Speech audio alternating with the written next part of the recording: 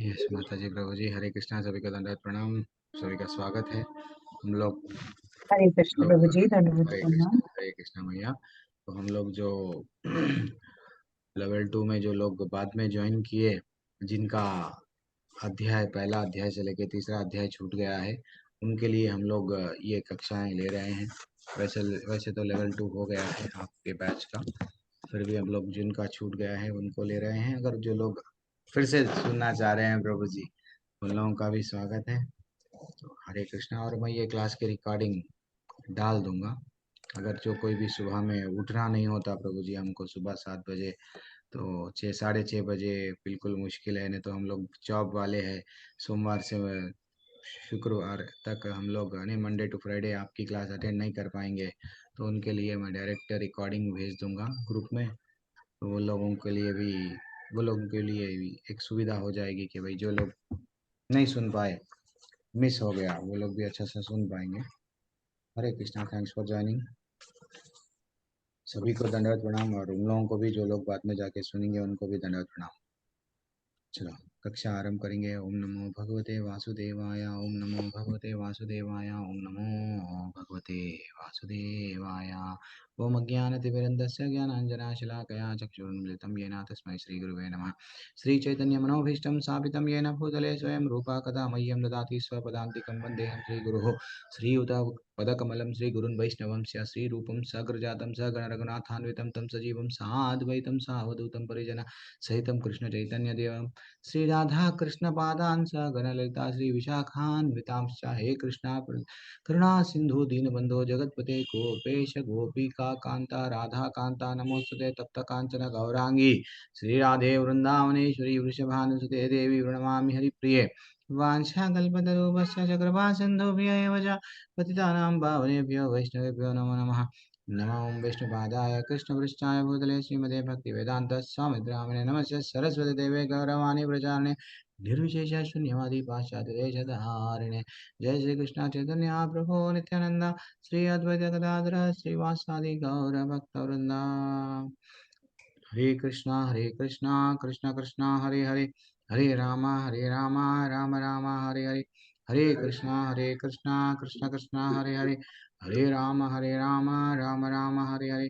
हरे कृष्णा कृष्ण कृष्ण हरे हरे, हरे राम राम राम हरे हरे। हरे कृष्णा। तो माता जी प्रभु जी, हम लोग जैसे कि पहले अध्याय में हम लोग भूमिका पढ़ रहे थे। फिर श्री प्रभुपाद का जो इंट्रोडक्शन था, अमुख, वो भी पढ़े हैं। श्री प्रभुपाद भगवद गीता किनको समर्पण करें, बलदेव विद्याभूषण जी के बारे में भी जाने। बहुत सारा बेसिक पॉइंट जो था, हम लोग ये पिछले 2 सप्ताह से ये फिर से रिवीजन, यानी ये क्लास चल रही है। पहला अध्याय से लेकर तीसरे अध्याय में हम लोग कंप्लीट करना चाह रहे हैं, जहाँ पे इंट्रोडक्शन पूरा पार्ट है, मैक्सिमम हम लोग कंप्लीट कर दिए। कुछ श्लोकाएं, इंपॉर्टेंट श्लोकाएं हैं कि श्री प्रभुपाद बोलते हैं, हाँ, भूमिका में ये सारांश ये है कि भगवत गीता दिव्य साहित्य है, हाँ, जिसको ध्यान पूर्वक पढ़ना चाहिए। आचार्य बता रहे हैं, हाँ, इसको ध्यान पूर्वक पढ़ना चाहिए। और गीता शास्त्रम इदम पुण्यम पठेत प्रयतः पुमान। यहाँ पे बोला गया कि गीता के महत्व के बारे में बताया गया, वहाँ के कि महत्व के कुछ श्लोकाएं यहाँ पे आचार्य भूमिका में भी हैं, यहाँ पे हम लोगों को बता रहे हैं। यदि कोई भगवत गीता के उपदेशों का पालन करे तो वह जीवन के दुखों तथा चिंताओं से मुक्त हो सकता है। हरेक जीव हरेक जीव को कुछ ना कुछ चिंता लगी है, कुछ ना कुछ दुख लगा है। तो लेकिन जो भगवत गीता को का आस्वादन करता है, जो पी लेता है, जैसा कोरोना के लिए हम लोग क्या करें, इधर एक इंजेक्शन इधर एक इंजेक्शन, पहला डोज दूसरा डोज, कोरोना नहीं आएगा। तो ये हमारे लिए दुख और चिंताओं से क्या है, हम लोगों को अब समझ में आया था। हाँ, जैसे हम श्लोका दूसरे अध्याय का 14वां श्लोका पढ़ते हैं, मात्रा स्पर्शास्तु कौन्तेय। अच्छा, भगवान बोले सर्दी गर्मी के वैसा सुख और दुख आते हैं या और जाते हैं, तेरा काम क्या है, भक्ति करना। देन कॉन्फिडेंस लेवल बढ़ जाता है। ठीक है, और क्या दिए, ये आप लोग पढ़ लीजिए थोड़ा सा। वेरी इंपॉर्टेंट श्लोकास है यहाँ पे। वैसे भी आप लोग चंद चंद श्लोकास यहाँ पे आप लोग बाद में पढ़ लीजिए। जैसे कि एक अच्छा सा श्लोका है यहाँ पे, मलिने मोचनम पुंसम जल स्नानम दिने दिने।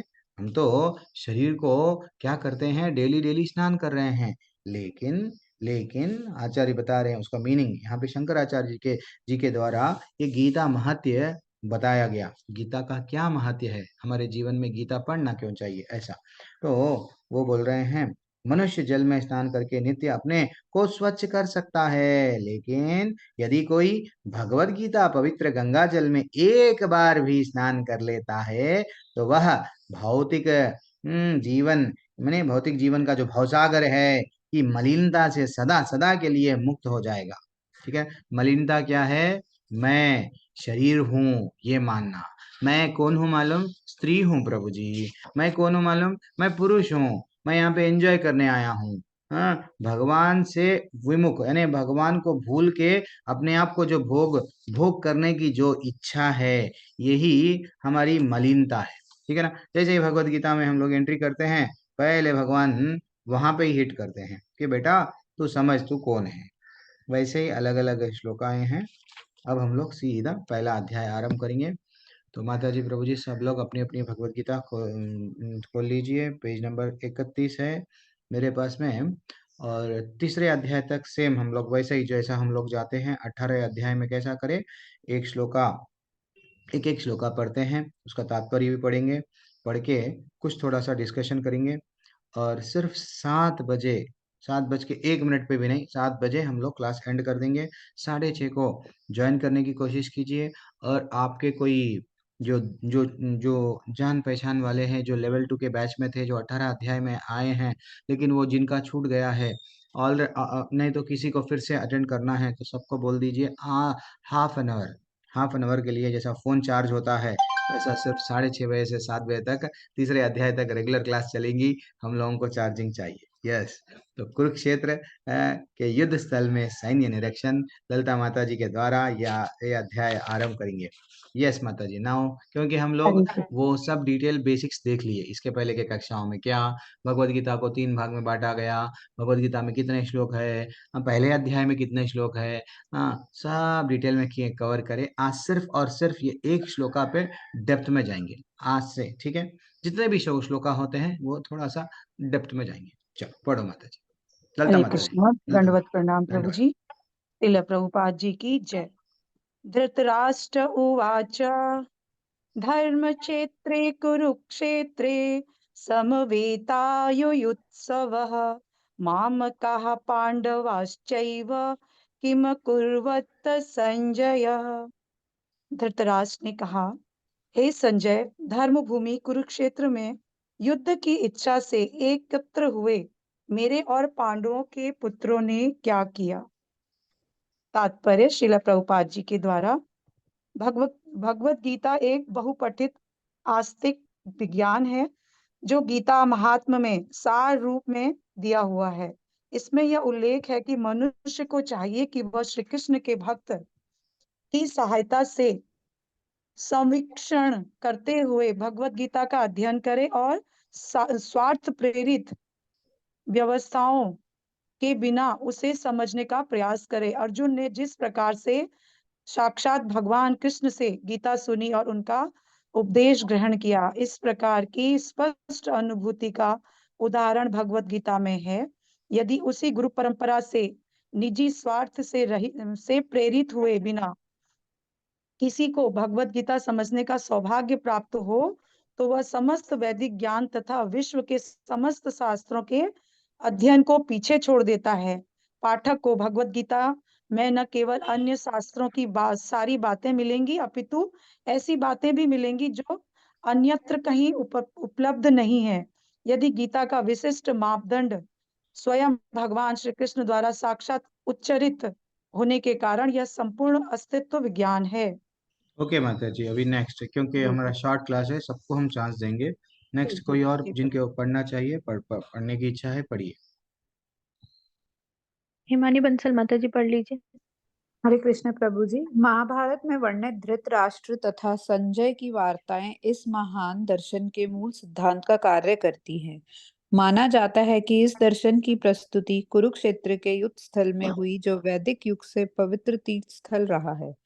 इसका प्रवचन भगवान द्वारा मानव जाति के पथ प्रदर्शन हेतु तब किया गया जब वे इस लोक में स्वयं उपस्थित थे। धर्म क्षेत्र शब्द नेक्स्ट सार्थक नेक्स्ट मतलब किसी को एक पैराग्राफ पढ़ना है, दूसरों को चांस देंगे, जल्दी जल्दी। रीता पंडित माता जी। हरे कृष्ण प्रभु जी, हरे कृष्ण माता जी। शिल प्रभुपाद की जय। शिल प्रभुपाद द्वारा धर्म क्षेत्र शब्द सार्थक है, क्योंकि कुरुक्षेत्र के युद्ध स्थल में अर्जुन के पक्ष में श्री भगवान स्वयं उपस्थित थे। कौरवों का पिता धृतराष्ट्र अपने पुत्रों की विजय की संभावना के विषय में अत्यधिक संदिग्ध था। अतः इसी संदेह के कारण उसने अपने सचिव से पूछा। उन्होंने क्या किया? वह आश्वस्त हो था कि उसके पुत्र तथा उसके छोटे भाई पांडु के पुत्र कुरुक्षेत्र की युद्ध भूमि में निर्णात्मक संग्राम के लिए एकत्र हुए हैं। फिर भी उसकी जिज्ञासा सार्थक है। वह नहीं चाहता था कि भाइयों में कोई समझौता हो, अतः वह युद्ध भूमि में अपने पुत्रों की नियति यानी कि भाग्य भावी के विषय में आश्वस्त होना चाह रहा था, क्योंकि इस युद्ध को कुरुक्षेत्र में लड़ा जाना था, जिसका उल्लेख वेदों में स्वर्ग के निवासियों के लिए भी तीर्थ स्थल के रूप में हुआ है। अतः धृतराष्ट्र अत्यंत भयभीत था कि इस पवित्र स्थल का युद्ध के परिणाम पर न जाने कैसा प्रभाव पड़े। उसे भली भांति ज्ञात था कि इसका प्रभाव अर्जुन तथा पांडु के अन्य पुत्रों पर अत्यंत अनुकूल पड़ेगा, क्योंकि स्वभाव से वे सभी पुण्यात्मा थे। संजय श्री व्यास का शिष्य था, अतः उनकी कृपा से संजय धृतराष्ट्र के कक्ष में बैठे बैठे कुरुक्षेत्र के युद्ध स्थल का दर्शन कर सकता था। इसलिए धृतराष्ट्र ने उससे युद्ध स्थल की स्थिति के विषय में पूछा। हरे कृष्ण प्रभु। हरे कृष्ण। नेक्स्ट माता जी, प्रभु जी, कोई भी नेक्स्ट। तात्पर्य शिला प्रभुपाद द्वारा शिला प्रभुपाद की जय। पांडव तथा धृतराष्ट्र के पुत्र दोनों ही एक वंश से संबंधित है, किंतु यहाँ पर धृतराष्ट्र के वाक्य से उसके मनोभाव प्रकट होते हैं। उसने जानबूझकर अपने पुत्रों को कुरु कहा है और पांडु के पुत्रों को वंश के उत्तराधिकार से विलग कर दिया। इस तरह पांडु के पुत्रों अर्थात अपने भतीजों के साथ धृतराष्ट्र की विशिष्ट मन स्थिति समझी जा सकती है।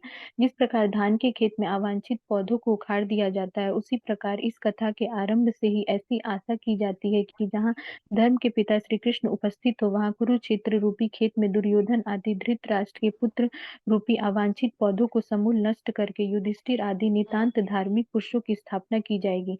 यहाँ धर्म क्षेत्र तथा कुरुक्षेत्र शब्दों की उनकी ऐतिहासिक तथा वैदिक महत्ता के अतिरिक्त यही सार्थकता है। हरे कृष्ण। हरी बोल, हरी बोल। तो वेरी एक्सीलेंट माता जी। मैं जनरली हम लोग जब लेवल 2 करते हैं, हर एक तात्पर्य टच करता हूँ, क्योंकि हम जब गुरु को प्रसन्न, हमारे आचार्य को क्या होता है, प्रसन्नता होती है, मिलती है कि हाँ मेरे तात्पर्यों को कोई अच्छा सा पढ़ रहा है। ऐसा नहीं है श्लोक का पढ़ लिए हो गया चलो जाएंगे, क्योंकि आपके पास में भी समय नहीं है, मेरे पास में भी समय नहीं रहेगा, क्योंकि मैं भी आपके वैसा लाइफ में हम लोग भी गृहस्थ है, लेकिन भक्ति में जुड़े हुए हैं भगवान से। हम बाद में सोचते हैं कि बाद में पढ़ लेंगे ना, पढ़ने के लिए समय नहीं मिलता है। और बार बार पढ़ने से क्या होता है, इसके पहले हम लोग वो पॉइंट छूट गया था, आज नया हमको मिला है। तो इसलिए जो कोई भी पढ़ते हैं, जिनको चांस नहीं मिलता है, वो लोग भी अपनी भगवत गीता में क्या करना है, कुछ पेंसिल लेके नोट कर लेना है, ये मेरे लिए इम्पोर्टेंट है, ये मेरे लिए इम्पोर्टेंट है, थोड़ा नोट्स बनाना। अगर जो लोग आगे जाके प्रचार में आ रहे हैं, वो लोग सीरियस बन जाओ नोट्स बनाने के लिए। तो वैसे तो भगवत गीता एक्चुअली, मैं एक सिंपल सा प्रश्न पूछ रहा हूँ माता जी, प्रभु जी, कि एक ये तो धृतराष्ट्र है, एक अंधा व्यक्ति है, तो भगवत गीता एक अंधे व्यक्ति से क्यों आरंभ हुई है? भाई तो डायरेक्टली भगवान दूसरे अध्याय से आरंभ कर सकते हैं ना, कि वो दुविधा में था, युद्ध नहीं लड़ सक रहा था, तो पहला अध्याय का वो भी एक अंधे व्यक्ति से ये आरंभ क्यों किया गया? क्योंकि प्रभु जी कलयुग में सब पूरे अंधे के समान ही सब आंख होता है, अच्छा देखते हुए भी अनदेखा करने वाले ही लोग अच्छा। जन्म लेने वाले हैं कलयुग में, तो हाँ उदाहरण के लिए वो हिसाब से। अच्छा, प्रभु जी बोल रहे हैं कलयुग में सब अंधे हो चुके हैं प्रभु जी, इसलिए जो है सो उनसे आरंभ किया है। प्लीज म्यूट कर लो ना थोड़ा। और अच्छा, मैं आप लोगों को कोहोस्ट नहीं बनाया, बोलिए। और इतना सिंपल प्रश्न है। करुण की माता जी, आप अनम्यूट किए हैं, बात नहीं कर रहे हैं। भौतिक और आध्यात्मिक रूप से सभी अंधे हैं आज के दौर में। हाँ भौतिक, प्रभु जी बोल रहे हैं। प्रभु जी वो भौतिक क्या होता है, आध्यात्मिक रूप से बोल तो नहीं समझ में आया प्रभु जी, हम उतना ज्ञानी नहीं है, डायरेक्टली अगर बोल दिए तो। भौतिक हरे रूप से अंधे कैसा बनते हैं एक व्यक्ति? थोड़ा एग्जाम्पल दीजिए, क्योंकि हम लोग प्रैक्टिकल क्लासेस में जाते हैं ना, प्रैक्टिकल एग्जाम्पल देना चाहिए, बोलिए।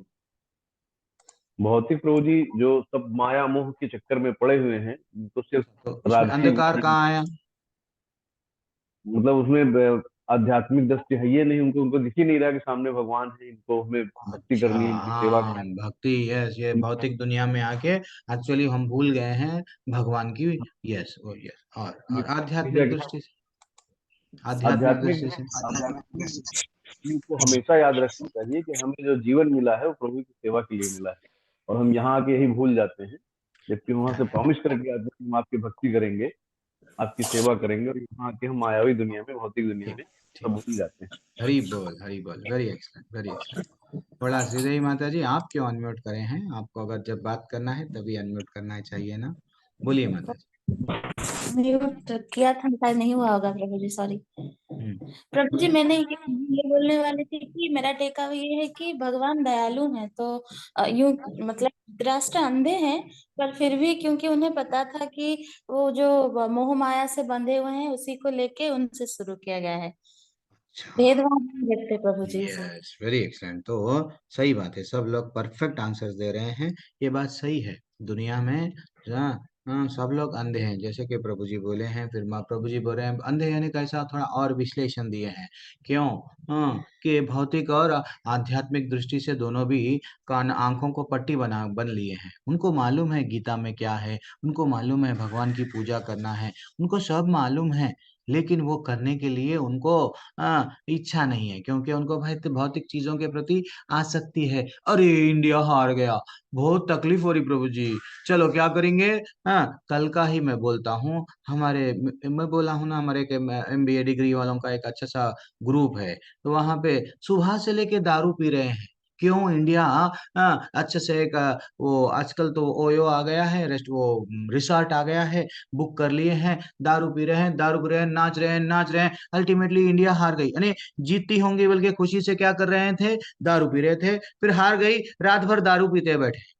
यानी दिस इज व्हाट लाइफ। ये अंधे हैं, ये अंधापन है। वास्तविकता, ना तो हम इंडियन हैं, ना तो हम अमेरिकन हैं, ना तो ऑस्ट्रेलियन हैं, हम कौन हैं ये भूल गए हैं। इसलिए भगवत गीता एक अंधे व्यक्ति से आरंभ हुई। और एक इम्पॉर्टेंट चीज, हाँ, और एक इम्पॉर्टेंट चीज हमको समझना चाहिए कि अब धृतराष्ट्र, जैसे ही हम लोगों को धृतराष्ट्र या जब युद्ध आरंभ हो गया, ये तो मालूम है प्रभु जी, कौरव और पांडव। अब आचार्य भी वही बता रहे हैं कि एक ही परिवार वालों को अलग दृष्टि से देख रहा था। कुंती महारानी के बारे में हम लोग कल या परसों चर्चा करें। कुंती अपने सौतन यानी माद्री के भी पुत्रों को अपना बना ली, लेकिन धृतराष्ट्र नहीं, ये तो पांडु के पुत्र है, मेरे थोड़ी है, क्या है? तो यानी यहाँ पे भी हम लोगों को उसका नेचर, ये एक श्लोका से सिर्फ और सिर्फ ये एक श्लोका बोला गया है, जहाँ पे वो बोल रहा उनका धृतराष्ट्र का हमको क्या क्या दिख रहा है, तात्पर्य के माध्यम से और श्लोका के माध्यम से हम लोग कंक्लूजन पे आ सकते हैं कि धृतराष्ट्र डर गया था। और भी क्या हो गया? और एक भी अगर पॉइंट ऑफ व्यू में भी अगर हम सोचेंगे, विचार करेंगे, तो धृतराष्ट्र में क्या था? मैं के बाद में मेरा, यस, मेरा बेटा, मैं राजा बनूंगा, मेरा बेटा राजा बनेगा, चाहे कुछ भी हो, न्याय अन्याय, सब कुर्सी संभालना है बाबा, मेरे को कुर्सी कुछ भी हो जाने नहीं दूंगा। ग्रीडीनेस दिख रहा है। तो ये सब क्या है? अंधेपन के लक्षण है, अंधेपन के। यस, भक्त को भी एक फियरफुल, भक्त को भी डर होना चाहिए। हाँ, भक्त जनरली, भौतिक लोग डरते हैं, मृत्यु से डरते हैं, बीमारी से डरते हैं। प्रभु जी ये बिजनेस नहीं चलेगा तो क्या होगा? प्रभु जी मेरा बच्चा कल के दिन, इतना मैं इन्वेस्टमेंट कर रहा हूं, कल के दिन मेरा बच्चा मेरे को नहीं साथ दिया, बुढ़ापे की लकड़ी ना लाठी नहीं बनेगा तो क्या होगा? हमको भौतिक दुनिया में बहुत सारे डर लगा हुआ है, लेकिन एक भक्त को डर नहीं रहता है, बोलते हैं। डर क्यों नहीं रहता है? क्योंकि भगवान के संपर्क में आता है। लेकिन साथ ही साथ भक्त को भी डर रहना चाहिए। क्यों भक्त को डर रहना चाहिए? कोई बता सकते हैं भक्त को डर क्यों रहना चाहिए? जल्दी जल्दी जल्दी। भक्ति ना छूट जाए वो वाली डर रहना चाहिए। हरी बोल, very excellent, heart touching answer, कि भक्त को हमेशा डर रहना चाहिए। हे भगवान, कहीं मेरे से भक्तों का संग ना छूट जाए। हे भगवान, कहीं मेरे से भक्ति ना छूट जाए। हे भगवान, कहीं मेरे से आपका नाम ना छूट जाए, आपकी सेवा ना छूट जाए। ये डर रहना चाहिए। लेकिन डर उसको क्या था कि युद्ध क्षेत्र में कहाँ क्या हो रहा है, कहीं कहीं नहीं, उसको डर क्या है, कहीं इनका पलटा भारी होगा क्या, कहीं मेरे पुत्र कहीं हार जाएंगे क्या। ये दीज आर द थिंग्स एक अंधे व्यक्ति में पाए जाते हैं आज भी। एक अंधे व्यक्ति में डाउट रहता है जीवन में।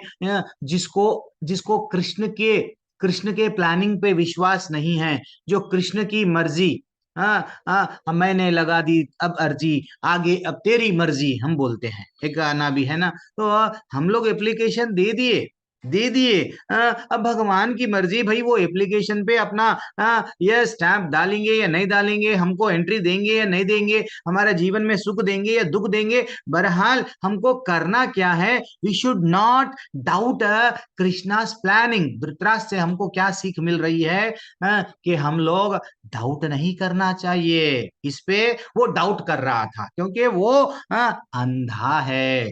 नेत्रों से भी आचार्य क्या बोले, भौतिकता एज वेल एज आध्यात्मिक माने शरीर के लेवल पे भी अंधा है, और ये नहीं समझ पा रहा ये तो कृष्णा की प्लानिंग है। जबकि जब कृष्ण भगवान जब उसको विराट रूप बताए, वहां विराट रूप सब विराट रूप पहली बार नहीं बताया गया। जब गीता बोला गया 10 प्रभु जी, हाँ 10वें 11वें अध्याय में हमको मालूम है, नहीं, एक्चुअली वास्तविकता विराट रूप पहले ही बताया गया। फिर भी वो ये नहीं समझ पा रहा था कि कृष्ण भगवान है। वास्तविकता में उसका लड़ाई किसके साथ चल रहा था, कृष्ण भगवान के साथ में चल रहा था, है कि नहीं। कृष्ण भगवान बार बार समझा रहे थे, ये तुम गलत करे, ये तुम गलत, सुधर जाओ, नहीं। तो उसको अच्छा सा ज्ञान था धर्म क्या है अधर्म क्या है। फिर भी उसको क्या हुआ हो रहा था, मैं कुर्सी पे बैठूंगा। आज की परिस्थिति यही है, आज की भी परिस्थिति है। हम लोग कभी कभी दुविधा में हो जाते हैं, इसको पकड़ो या इसको पकड़ो। तो इससे तो अच्छा हम क्या करना, कन्हैया का उंगली पकड़ लेना, हे कन्हैया अब तेरी मर्जी, this is what very important. हाँ, तो इसलिए हम लोग धीरे धीरे से अब, और एक इम्पॉर्टेंट बात क्या है, उसके मन में और एक विचार चल रहा था। क्या विचार चल रहा था धृतराष्ट्र के मन में, ये तो बहुत, मेरे पुत्र तो मालूम है, हाँ मेरे पुत्रों के बारे में मेरे को मालूम है। मैं किस तरह से उन लोगों को मोह के कारण क्या करा, उनके गलतियों को छुपाता गया। उससे हमको एक सीख मिलती है, हमारे बच्चों को भी डांटना चाहिए। एक गुरु को शिष्य को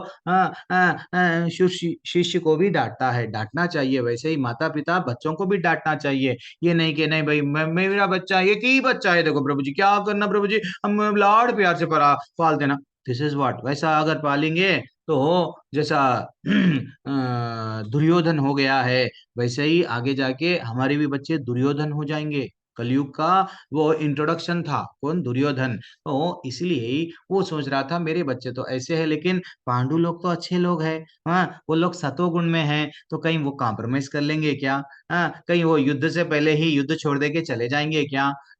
this is not, this is also, ये सब हम लोग धृतराष्ट्र का पॉइंट ऑफ व्यू देख रहे हैं। और एक एक देख रहे हैं जगह जगह, जैसे कि प्रभु जी बोल रहे थे, हाँ प्रभु जी हम लोग मायापुर की यात्रा आए, आप मिस हो गए प्रभु जी, हम लोगों को अच्छा लगा। तो यानी वो जगह पे जब हम जाते हैं, ये वो पुण्य क्षेत्र है ना। जब हम लोग जहाँ पे जाते हैं, कलयुग का पुण्य क्षेत्र क्या बताया मैं, तीन तीन हर युग का एक पुण्य क्षेत्र बताया, आपको याद है किसी को, कोई बताएंगे, भूल गए, याद है प्रभु जी। बोलिए। नैमिषारण्य है अपर का, हम्म, और कलयुग का वृंदावन। अच्छा कलयुग का वृंदावन है, क्या बात है, हरी हरी। कलयुग का नवद्वीप है प्रभु जी। हाँ कलयुग का नवद्वीप है। और ऐसे भूल गए तो कैसा, इतने लोग क्लास में रहते हैं लेकिन भूल जाते हैं, तकलीफ होती है। प्रभु जी पुष्कर भी है। पुष्कर भी है, लेकिन कौन से युग का है वो नहीं मालूम प्रभु जी, ये तो सत्ययुग, सत्ययुग में कुरुक्षेत्र है। हाँ सत्ययुग में, हाँ। और टू मच हो जा रहा प्रभु जी, मैं बता नहीं रही हूँ, बता दूं सारा। हाँ चलो बताओ, देखेंगे। जी प्रभु जी सत्य युग में कुरुक्षेत्र, द्वापर में नमकशरण्य, त्रेता में पुष्कर, कलयुग में Navadvip. Navdeep, perfect answer, 100% marks दे दिया जाए। चलो, तो ये करेक्ट है, याद रख लेना। तो नवदीप स्थान है। तो धर्म क्षेत्र से ये जो श्लोक आरंभ हुआ है, धर्म क्षेत्र का अर्थ क्या है, वहां पे हम लोग देखते हैं कि पांडु, एक्चुअली देखा गया तो ये लोग सब पांडु के पुत्र हो या कौरव जो नाम दिया गया, ये सबके एक ही वंशज थे। उनका नाम क्या है, कुरु, राजा कुरु। अच्छा सा वहां पे यज्ञ करे, उनको अच्छा सा आशीर्वाद मिला। क्या वो आशीर्वाद में वह क्या मांगे कि यहाँ जो जो भी, अगर ये पुण्य भूमि है कुरुक्षेत्र, यहाँ पे अगर जो जो भी दान दिया जाता है, यज्ञ किया जाता है, तपस्या किया जाता है, उसको डायरेक्टली आप स्वीकार करो भगवान। यस, भगवान बोले यस, तुम मेरे अच्छे से भक्त हो, मैं तुमको ये वर दे रहा हूँ, ये पुण्य भूमि है। तो उसका एक डर था, कहीं पुण्य भूमि में गए बाद में, पुण्य भूमि के प्रभाव से, पुण्य भूमि के प्रभाव से कहीं मेरे बेटे बदल तो नहीं गए। This is also very important. तो मैं एक सिंपल प्रश्न पूछ रहा हूँ कि, अरे बाप रे, 7 बज गए, जल्दी से आज चल, एक 5 मिनट, आज पहला दिन है। तो जब भगवान कृष्ण में ही इतनी शक्ति है, भगवान कृष्ण में इतनी शक्ति है, लेकिन लेकिन कृष्ण क्या कर रहे हैं, कृष्ण चाहे तो सुदर्शन चक्र से सबको मार सकते हैं, सबको दंड दे सकते हैं। और जबकि हम लोग एक युद्ध को पूरी तरह से कौन देख रहे थे, हम लोग एक उनके बारे में हम बोलते हैं, किन के बारे में, कोई याद है कि युद्ध को दो साइड भी एक व्यक्ति कोई तो देख रहे थे दूर से, कौन देख रहे हैं वो? संजय प्रभु जी। संजय। संजय देख रहे थे वो तो, और वो तो संजय तो बर्बरी दिव्य दृष्टि में देख रहे थे, अपनी आंखों से कौन देख रहे थे? Barbari perfect answer. भरभरीक जी क्या करे हैं, जब उनको पूछा गया कि भाई युद्ध कौन लड़ रहे थे, आप बोलो ना, तो वो बोल रहा, अर्जुन समझ रहा था मैं इतनों को मारा हूँ, उतनों को मारा हूँ, लेकिन वो बोलने लगे मेरे को तो हर जगह कृष्ण दिख रहे थे। इधर भी कृष्ण बाण छोड़ रहे हैं, जिसको बाण लग रहे हैं उधर, इधर वाले जब बाण छोड़ रहे हैं, हर जगह कृष्ण ही कृष्ण लड़ रहे हैं। वास्तविकता देखा गया तो कृष्ण सबसे ज्यादा नुकसान अगर हुआ है तो किसका हुआ है? ऐसा अगर देखेंगे तो, अगर हम तो समझ रहे हैं हाँ वो तो ना उनका दादा गया, उनका गुरु चले गए हैं, इसके भाई, बड़े भाई, छोटे भाई, कजन ब्रदर चले गए हैं, लेकिन माता जी, प्रभु जी, सबसे ज्यादा निकटी लोग अगर चले गए हैं तो कृष्ण भगवान के लोग ये युद्ध में चले गए हैं। कौन है वो? पूरी नारायणी सेना। नारायणी सेना क्या है? नारायणी सेना क्या है? कृष्ण के अपने बच्चे हैं। कृष्ण को कोई बता सकते हैं कितने पत्नियां हैं और एक एक पत्नी से कितने कितने बच्चे हैं? प्रभु जी 16,000 थी और एक एक पत्नी से 10-10 बच्चे थे। फिर तो ये नारायणी सेवा में कौन थे फिर? कौन थे? कृष्ण के अपने थे। फिर भी कृष्ण भगवान को मालूम था, कृष्ण भगवान को मालूम था ये मेरे अपने हैं, आगे जाके इनको मारने वाला कोई नहीं है। इनका काम भी, जो जो काम के लिए ये आए हैं, इनका काम भी अब हो गया है, लेकिन मैं इनको दंड दूंगा।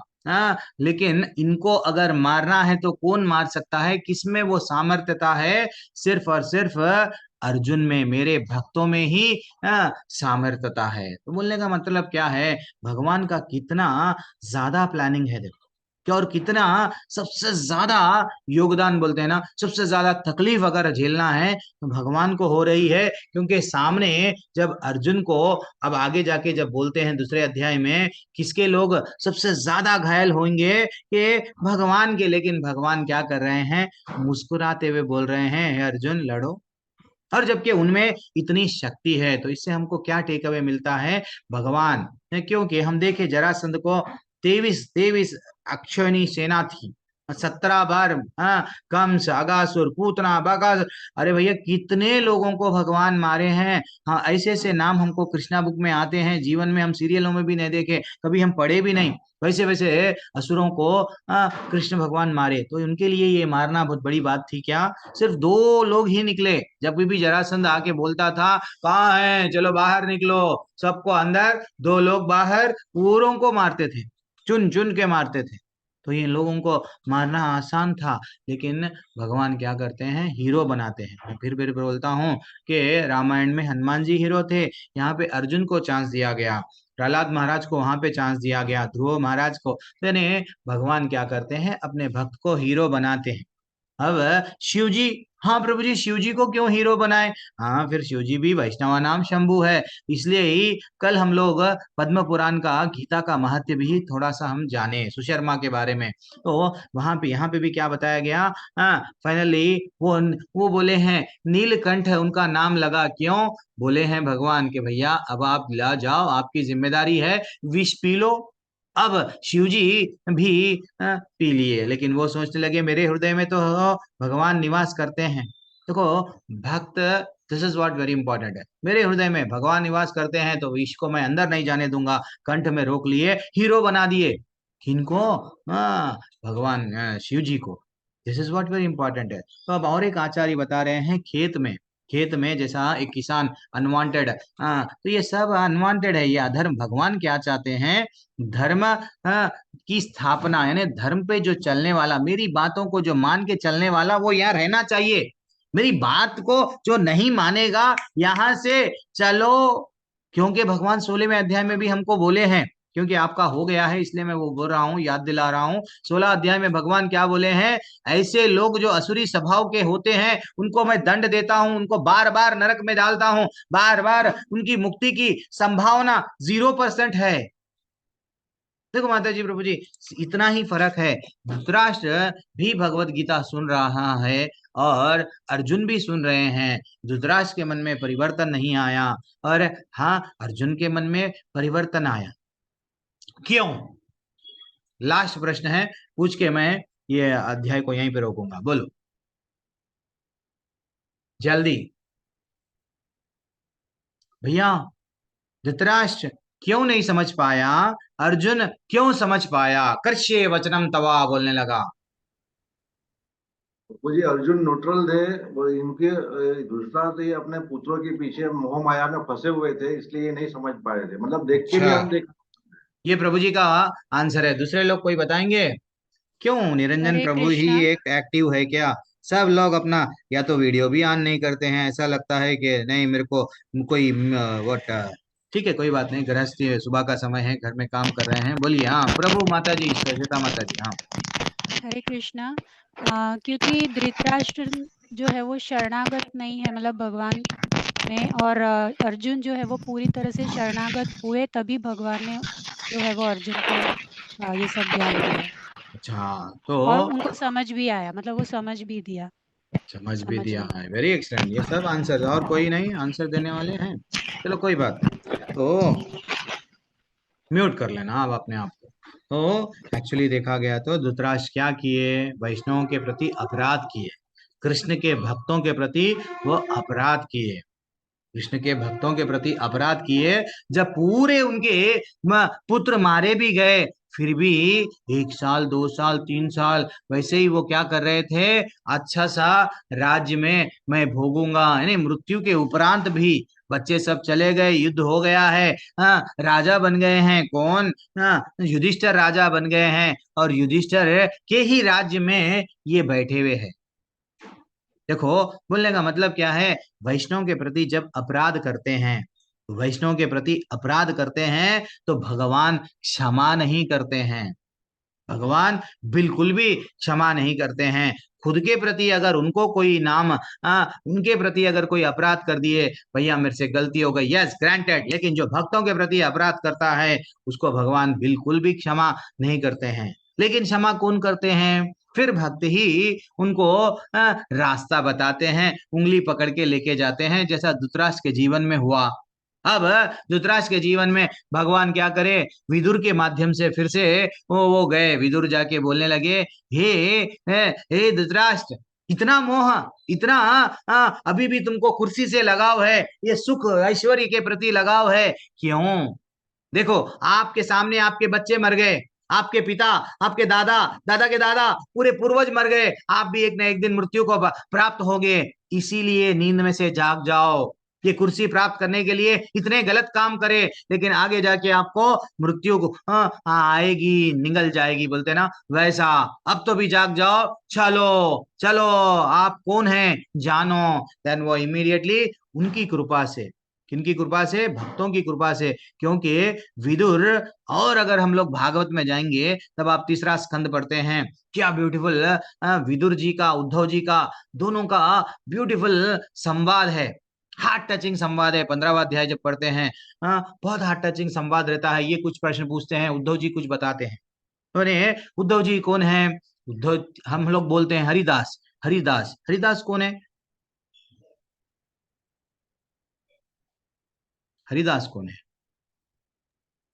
हरिदास हरिदास, ने बाके बिहारी जी का प्राकट्य किया था। अच्छा ऐसा, ये टॉपिक पे आ रहे हैं, कोई बात नहीं। तो हरि के जो दास है वो हरि हरि ही, उन हरि को पूरी तरह से मान लेते हैं, स्वीकार कर लेते हैं कि मैं भगवान, आप ही सब कुछ है, मैं कुछ नहीं हूँ। वो हरि के दास है। तो ये 12 महाजन भागवत के है, वो लोग हरिदास है। गोवर्धन हरिदास है, वो गोवर्धन पर्वत पर्वत नहीं है, सबसे श्रेष्ठ हरि के दास है। फिर सेकंड पोजीशन में कौन है? उद्धव जी है, जो उनको जब भगवान भगवत गीता बताए और बोलने लगे, हे उद्धव, अब तुम जाओ सन्यासियों को प्रचार करो, प्रीचिंग करो। किसको? जो लोग नैमिषारण्य में है ना, उन लोग यहाँ वहां भटक रहे हैं, क्या करना नहीं मालूम, समझ रहे हैं, उनको ये भगवत गीता सुनाओ ने। एक वैरागी को, वो पूरी तरह से वैरागी हो गए थे, कौन? उद्धव जी। अब उनको नहीं मालूम हो रहा था, तो उनको बोले प्रीचिंग करो वैरागियों को। अब गृहस्थ है अर्जुन, अर्जुन को बोले बेटा तू अर्जुन गृहस्थ मेरे, तू एक माध्यम बन सबको गीता का, है ना। गृहस्थ को, गृहस्थ से वैरागी को, सन्यासी वैरागी से, बोलने का मतलब क्या है? हरि का दास जो होता है, उससे जब सुनता है एक व्यक्ति, हाँ, भगवान का जो अपने आप को स्वीकार कर लेता है, मैं तो दास हूँ, उससे जब सुनता है उसमें परिवर्तन आता है। इसीलिए धृतराष्ट्र में क्या आया? जब पूरा युद्ध हो गया, परिवर्तन आया, परिवर्तन आके वो बोलने लगे अब मैं सब छोड़ दूंगा, जंगल में जाके मैं भी, मेरे पत्नी और अलॉन्ग विथ कुंती महारानी भी उनके साथ चले गए। चले जाके क्या करे? यस, अब भक्ति में लग गए। मैं कौन हूँ जानने, वो अलग बात है, वो शरीर छोड़े अपनी तपस्या के कारण अग्नि में, वो हम लोग जाएंगे नहीं। तो बोलने का मतलब क्या है? एक ये जो अध्याय है बहुत इंपॉर्टेंट अध्याय है। थोड़ा आप लोग यहाँ से 6:30 बजे कोशिश करो जुड़ जाओ, तो हम लोग थोड़ा सा डेप्थ में जाएंगे। और ये ही श्लोका से फिर मैं आरंभ करूंगा। थोड़ा आज 12 मिनट बढ़ गए हैं, 6:30 को बिना लिंक एक ही रहेगा, नाम निष्ठादास प्रभु जी का वो जो लिंक है, वही लिंक t.ly.nama कृष्णा बुक की लिंक में ही हम जुड़ेंगे, और धीरे धीरे से हम लोग जानेंगे। हरे कृष्णा माता जी, प्रभु जी। किसी का प्रभु कोई जी, प्रश्न है तो किसी दिन मैं क्या करूंगा, प्रश्न ही ले लूंगा। नहीं तो अगर क्यों बोलता होगा, और प्रश्न भी लेंगे फिर कृष्णा बुक लेंगे, समय नहीं रहता है। तो कोशिश करके आप सब लोग जुड़ना, 3 अध्याय तक जल्दी जल्दी कवर करेंगे। थोड़ा पहला दिन है, थोड़ा हम लोग डिफरेंट टॉपिक्स डिस्कस करेंगे थोड़े दिनों तक। बाद में 6:30 बजे ओनली गीता ही चर्चा होगी, ठीक है। हरे कृष्ण। प्रभु जी, वो सुशील गुप्ता प्रभु जी ने लिखा है कि द्वापर में कुरुक्षेत्र, चैट में। द्वापर में कुरुक्षेत्र है? नहीं, सत्ययुग, ये कुरुक्षेत्र अब का है क्या प्रभु? नहीं है ना। तो कुरुक्षेत्र पहले सतयुग से आ रहा है। वही तो अभी मैं कहानी में क्या बोला, राजा कुरु, एक्चुअली पांडव को पांडव नहीं बोलना चाहिए, ये भी कौरव है। कौरव का मतलब क्या है? कुरु वंश के ही ये लोग है। तो ये कुरु कहाँ से है, और ऊपर जब जाएंगे तब हमको मालूम पड़ेगा, ठीक है ना प्रभु। फिर भी मैं गलत बोल रहा हूँ शायद, मेरे को आप डेफिनेटली करेक्शन कर सकते हैं, ठीक है। हरे कृष्णा प्रभु। शांत है, ठीक है। वो नहीं बोल रहे हैं, नहीं, बहुत बोल दिए हैं प्रभु जी, आप चले जाओ, अब हमारे को कृष्णा बुक स्टार्ट वो करने दो प्रभु जी, प्लीज प्रभु जी। क्यों प्रभु जी ऐसा तंग कर रहे हैं? प्रभु जी अच्छा, आप हरे चले गए ना आप कृष्णा शुरू बुक कर में। लीजिए। हरे कृष्ण, मैं माता रोक जी रहा एक हूँ बार मैं। क्लियर कर दीजिए, कौन से युग में कौन सा क्षेत्र है? हाँ, फिर से कहते बता दीजिए माता जी। वो चैट में डाला हुआ है मैं यहाँ। नहीं नहीं, ओके फिर से ठीक है। एक बार बोल दीजिए, नहीं तो चैट में डाला हुआ है तो कोई बात नहीं है। अब मैं, सत्ययुग में क्षेत्र, द्वापर में नमिका शरण्य, त्रेता युग में पुष्कर और कलयुग में नवद्वीप। ठीक है, मात्र ये स्थान के अगर हम लोग दर्शन भी करते हैं, दर्शन भी करते हैं, तो हमारे कई जन्मों के पाप चले जाते हैं। लेकिन गीता जब पढ़ते हैं, भागवत जब पढ़ते हैं, सुनते हैं एक भक्त के माध्यम से, पाप करने की प्रवृत्ति चले जाती है। This is what difference. वो वहां पे जाने से, मात्र देखने से ही पाप चले जाते हैं। गंगा में जाके स्नान करने से यस जाते हैं, वो ये पुण्य क्षेत्र है, जाते हैं, लेकिन यहाँ पे पाप करने की प्रवृत्ति चले जाती है। बहुत डिफरेंस है। वहां पे जाते हैं लोग, बड़े बड़े सेठ लोग जाते हैं, अधर्मिया जो भी बोलते हैं ना, वहां जाते हैं, पाप करते हैं, पाप चले गया, अब मैं फ्रेश हो गया, सफेद कपड़े पहन लिया, फिर आके मैं पाप करने लग गया, ऐसा होता है। ठीक है, तो चलो मैं एंड करता हूँ, तो मैं रुकता नहीं।